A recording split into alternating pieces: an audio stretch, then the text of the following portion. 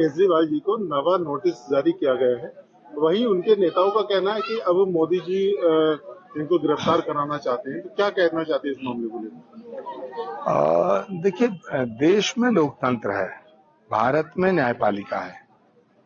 हम सब न्यायपालिका का सम्मान करते हैं। हम सबको ये विश्वास है कि हमारे सबके साथ न्याय होगा। मुझे लगता है केजरीवाल जी बहुत ही पढ़े लिखे व्यक्ति हैं, बहुत ही संभ्रांत नेता हैं और वो भारत के संविधान और भारत के कानून का सम्मान करने वाले हैं। मुझे लगता है उन्हें पूरा यकीन होगा कि न्यायपालिका उनके साथ न्याय करेगी और मेरा विश्वास भी है कानून का वो हमेशा सम्मान करेंगे, ऐसा मेरा विश्वास है। जहां तक सवाल है गिरफ्तारी का, तो गिरफ्तारी होना ना होना, जमानत मिलना ना मिलना, ये देश के लोकतंत्र में जो चौथा स्तंभ है, तीसरा स्तंभ है, विधायिका, कार्यपालिका और न्यायपालिका। मुझे लगता है न्यायपालिका स्वतंत्र है और अरविंद केजरीवाल जी के साथ भी न्याय होगा। चुनाव आयोग ने चुनाव की तारीख की घोषणा कर दी है और अब ये चुनाव जारी हो गया और आचार संहिता लगी, तो क्या कहना चाहते हैं? लोकतंत्र में चुनाव होना एक अच्छी चीज है। चुनाव की घोषणा हुई है, आचार संहिता लग गई है।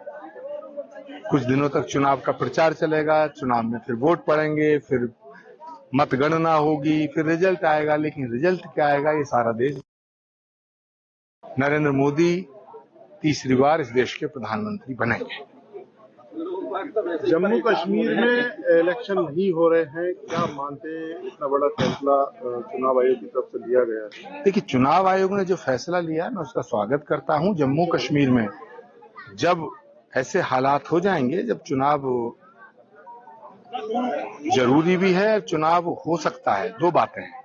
चुनाव जरूरी है, ये बात पक्की है, लेकिन चुनाव कैसे हो, क्योंकि बॉर्डर स्टेट है, इतने सालों तक, इतने दशकों तक वहां आतंकवाद का साया रहा है। तो मुझे लगता है भारत सरकार और चुनाव आयोग मिल करके जम्मू कश्मीर में जल्दी चुनाव कराएंगे। पर चुनाव कब होंगे, कैसे होंगे, ये फैसला लेने का जो हक है ये इलेक्शन कमीशन का है और हमें इलेक्शन कमीशन पर भरोसा रखना चाहिए। राहुल गांधी जी कहते हैं कि न्याय यात्रा अभी हम खत्म नहीं करेंगे, अभी इसको और आगे बढ़ाएंगे और जो है दलाली, यानी कि उनका कहना है कि कोशल धरावी और दलाल अडानी को लेकर इस तरह का बयान सामने आया है। क्या प्रक्रिया रहेगी आपके इस पूरे मामले को लेकर? देखिए, राहुल गांधी जी एक ऐसे नेता हैं जिनके ऊपर अब कुछ भी नहीं कहा जा सकता, कोई टिप्पणी करना व्यर्थ है।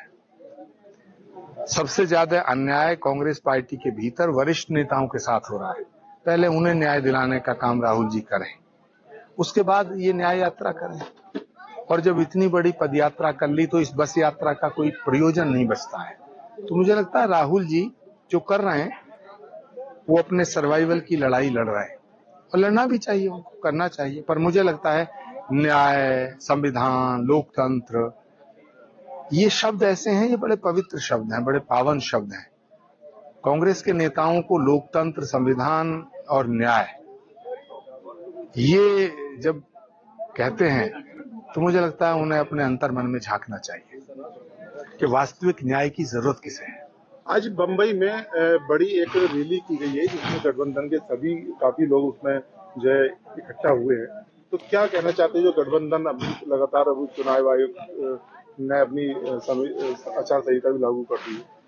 गठबंधन के सारे दल और सारे नेता एक दूसरे को उल्लू बना रहे हैं, एक दूसरे की पीठ में छुरा भोंकने की तलाश में है, एक दूसरे को खत्म कर रहे हैं।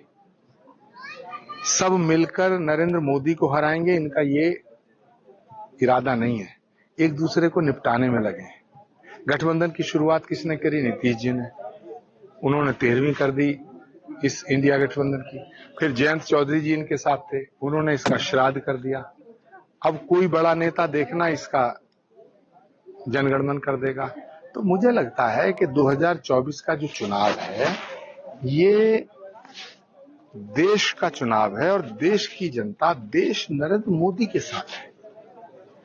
24 में तीसरी बार प्रधानमंत्री बनकर नरेंद्र मोदी आए, ये देश की जनता फैसला ले चुकी है और मैं भी इस फैसले के साथ हूं। आज कल्की धाम महोत्सव पर होली मिलन समारोह किया गया है, तो क्या इस तरह के जो मंदिर की क्या प्रक्रिया रहेगी, कब तक तैयार किया जाएगा? कल्की धाम का शिलान्यास 19 फरवरी को प्रधानमंत्री जी के कर कमलों द्वारा हुआ।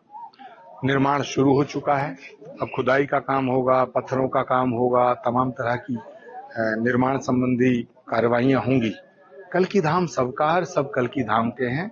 भगवान जहां आएगा उसके आने की धरा पर, उनके आने से पहले भव्य और दिव्य श्री कल्की धाम बन करके तैयार हो, ऐसा हम सबका सपना है। और इस सपने को प्रधानमंत्री नरेंद्र मोदी ने शक्ति प्रदान की है। मैं श्री कल्की धाम में आयोजित होली मिलन के इस पावन पर्व पर सबको बधाई देता हूं, सबको शुभकामनाएं देता हूं। प्रधानमंत्री जी का कहना है कि हमने ईडी को बिल्कुल स्वतंत्र कर रखा है, वो किस पर कार्रवाई करेगी, भ्रष्टाचार के खिलाफ कार्रवाई करना ईडी का काम है, लेकिन हमारा कोई काम ऐसा नहीं है, हमने तो स्वतंत्र कर रखा है। देखिए, प्रधानमंत्री जी की जो बात है उस पर पूरा देश यकीन करता है और मैं तो 100% यकीन करता हूं। उनकी हर बात, हर वचन पत्थर की लकीर की तरह है और मुझे लगता है प्रधानमंत्री नरेंद्र मोदी जी को कुछ ऐसी शक्तियां प्राप्त हैं जो उनके वचन का पालन कराने के लिए उन्हें और शक्तिशाली बनाती है।